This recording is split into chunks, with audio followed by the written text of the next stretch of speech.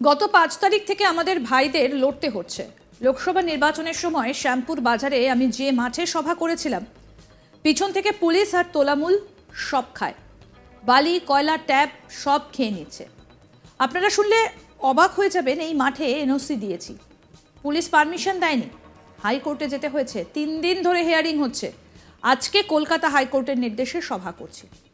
কোর্টের নির্দেশে সভা করেই ঝাঝালো মন্তব্য একেবারে।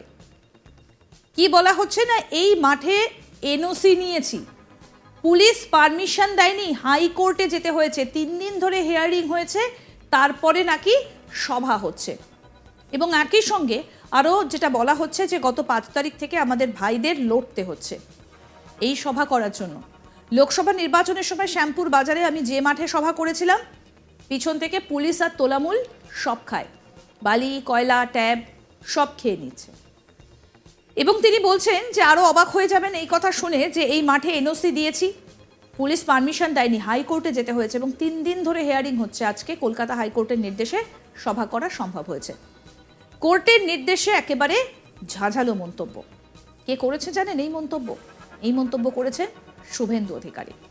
বুধবার হাওড়ার শ্যামপুরে মঞ্চে বক্তব্য রাখতে উঠে রাজ্যের বিরোধী দলনেতা শুভেন্দু অধিকারী বলছেন, গত ৫ তারিখ থেকে আমাদের ভাইদের লড়তে হচ্ছে। লোকসভা নির্বাচনের সময় শ্যামপুর বাজারে আমি যে মাঠে সভা করেছিলাম, পিছন থেকে পুলিশ আর তোলামূল সব খায়। বালি, কয়লা, ট্যাব সব খেয়ে নিচ্ছে। আপনারা আরও অবাক হবেন শুনলে যে এই মাঠে এনওসি দিয়েছি, পুলিশ পারমিশন দেয়নি, হাইকোর্টে যেতে হয়েছে, ৩ দিন ধরে হিয়ারিং হচ্ছে। আজকে কলকাতা হাইকোর্টের নির্দেশে সভা করছি। এখানকার যিনি এসপি, তিনি ওসিকে দিয়ে পারমিশন দিতে দেয়নি।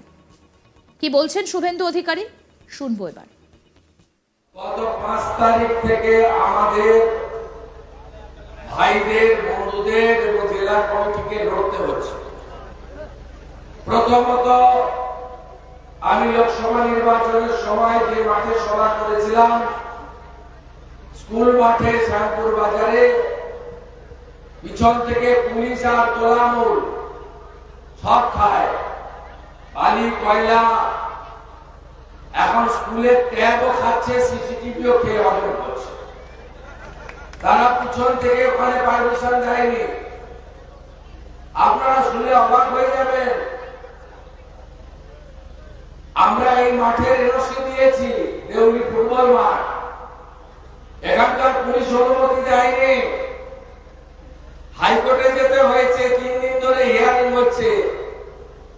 আজকে বেলা 12:30টার সময় আমরা হাইকোর্ট থেকে মহামান্য হাইকোর্টের প্রতি কৃতজ্ঞতা জানাই, তারা অনুমতি দিয়েছে। শেষ খেলাটা কি খেলেছিলেন জানেন? এই কুলগ্রামের বাড়িতে যে এসপিটা বাজার করে, এই পাঁচলাতে এসপি অফিস আছে, ওই লম্বা কুলকের বাড়িতে বাজার করে এই এসপিটা। এখানকার ওসিকে দিয়ে পারমিশন দিতে দেয়নি, বলছে উনি অত্যন্ত গুরুত্বপূর্ণ লোক, কিন্তু ওনাকে সভা করতে দেওয়া যাবে না। বলছে এই যে রাস্তাটা না, সরু রাস্তা, এই রাস্তা দিয়ে এত লোক ঢুকবে আর বেরোবে, সব পদপিষ্ট হয়ে যাবে, তাই এখানেও পারমিশন দেওয়া যাবে না। মহামান্য বিচারপতি বলছে মিটার কত মাপ নিয়েছেন এই রাস্তা? রাজ্য সরকারের লয়ার বলছে ১০০ মিটার। বিচারপতি বলছেন বিরোধী দলনেতা এলপি হেঁটে যাবেন, গাড়ি বড় রাস্তায় থাকবে, সভা ওখানে হবে। আপনি বুঝতে পারছেন, আমাদের রাজনৈতিক দল শুধু নয়, হিন্দুদের কথা বলা যাবে না। সংবাদ মাধ্যমের মুখোমুখি হয়ে তিনি আরো বলেন, পিসিআর ভাইপো ইস্টার্ন বাইপাস থেকে এয়ারপোর্ট গেলে কি অবস্থা থাকে দেখে আসবেন। মাননীয় পিসি যখন উত্তরবঙ্গ থেকে নামবেন, আপনার 4টে ক্যামেরা নিয়ে বাগুইহাটি চিংড়িঘাটায় থাকবেন। এই রাজ্যের পুলিশের কাজটা হচ্ছে পিসি ভাইপোর সেবা করা।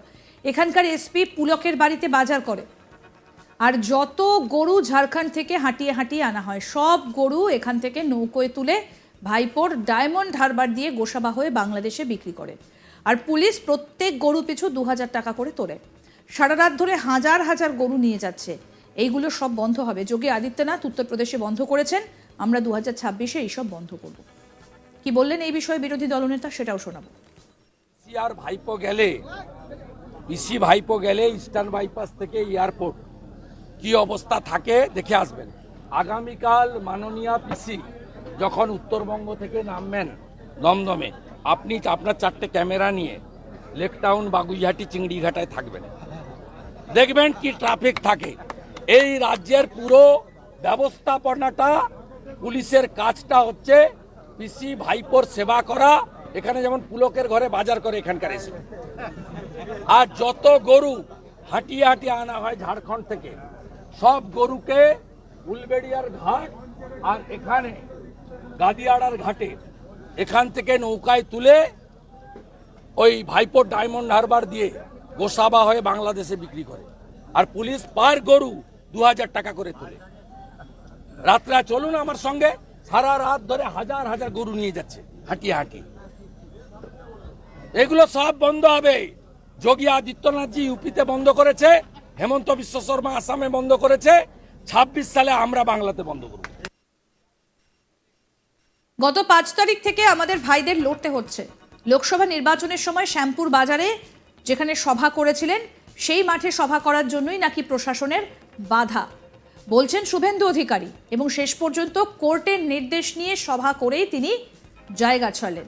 এবং তিনি বলছেন, লোকসভা নির্বাচনের সময় শ্যামপুর বাজারে আমি যে মাঠে সভা করেছিলাম, পিছন থেকে পুলিশ আর তোলামূল সব খায়, বালি, কয়লা, ট্যাপ সব খেয়ে নিচ্ছে। আপনারা শুনলে অবাক হয়ে যাবেন, এই মাঠে এনওসি নিয়েছি, পুলিশ পারমিশন দেয়নি, হাইকোর্টে যেতে হয়েছে, 3 দিন ধরে হিয়ারিং হচ্ছে, তারপর কলকাতা হাইকোর্টের নির্দেশে সভা করছি। কোর্টের নির্দেশে সভা করেই একেবারে ঝাঝালো মন্তব্য করলেন শুভেন্দু অধিকারী। কি বললেন আরেকবার শোনাবো।